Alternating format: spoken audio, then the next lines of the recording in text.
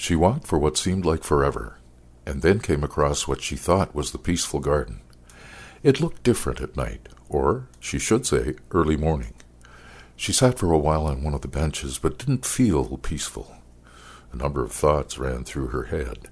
She ruined Stephen's plans for last night. Was she being a user, like Abby implied? Did they both hate her now? She was sobbing. Is that what Stephen had figured out? This was crazy. Maybe she should go back to the room, pack, and go home. She finally stood up and started walking. She couldn't stop crying. She was so tired of crying.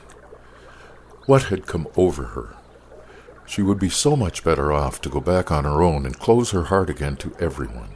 She realized that while she cried, she wandered off the path and had no idea where she wandered to.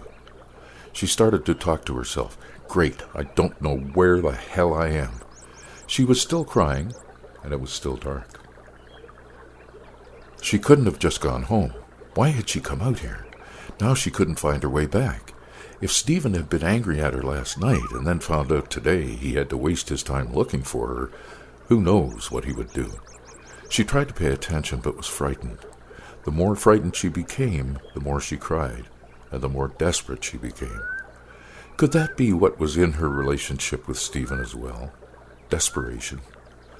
While she had been walking, she heard owls and the howls of an occasional animal or two. She heard all kinds of noises, and she didn't like what she was hearing. This hadn't been such a great idea after all. Plus, it didn't clear her head. She was worse. She was now making deals with God like desperate people do. Please, just get me back safe, and I'll do whatever. The ground was wet from the dew because the morning had broken. She guessed when morning light came, she would see just where she was, and it would be easier to find her way back.